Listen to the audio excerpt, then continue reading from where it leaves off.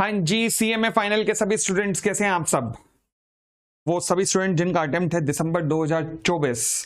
पहले तो आपकी तैयारियों के लिए बहुत बहुत शुभकामनाएं। और अब हम डिस्कशन करने जा रहे हैं कि what should be the ideal 45 day strategy for the preparation of this exam. मतलब आपका कॉर्पोरेट एंड इकोनॉमिक लॉ की प्रिपरेशन कैसे की जानी चाहिए 45 डेज के अंदर। चलिए जी, मैंने अब यहाँ पर ना लिस्ट ऑफ चैप्टर्स को सेग्रीगेट किया है किस हिसाब से, मोस्ट प्रायोरिटी के हिसाब से, कि जो भी मोस्ट प्रायोरिटी वाले चैप्टर हैं, सबसे टॉप मोस्ट प्रायोरिटी उनको सबसे ऊपर रखा है, उस हिसाब से मैं नीचे लेते गया हूं चैप्टर को। तो यानी कि ये चैप्टर आपको ये जो पहली लिस्ट के अंदर जो मैं कह सकता हूं कि पहले 5 या 6 चैप्टर आ रहे हैं, इनके ऊपर तो ऐसा होल्ड रखना है, ऐसा होल्ड रखना है कि मतलब मिस ना हो पाए, इनमें से एक भी कॉन्सेप्ट छोड़ के नहीं जाना।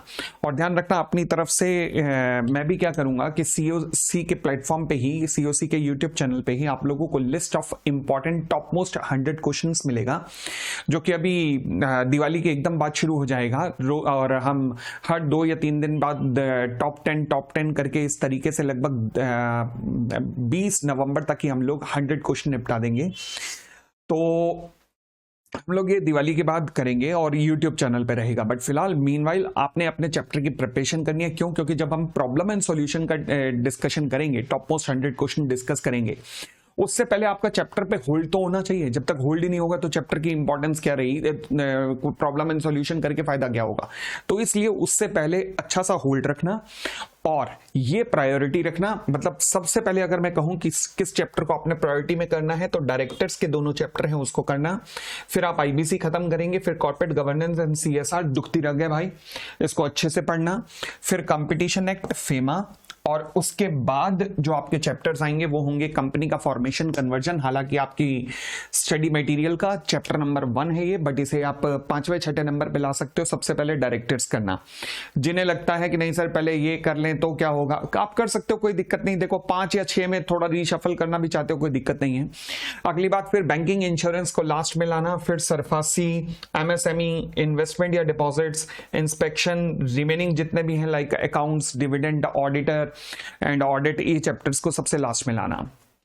इसी प्रायोरिटी को लेके चलना अच्छे से, क्योंकि यहां पर सबसे ज्यादा मार्क्स के क्वेश्चन जो हैं इस सीरीज से ऐसे ही कवर होने वाले हैं आपके, चाहे वो एमसीक्यू बेस्ड हो, चाहे वो प्रॉब्लम एंड सॉल्यूशन बेस्ड हो।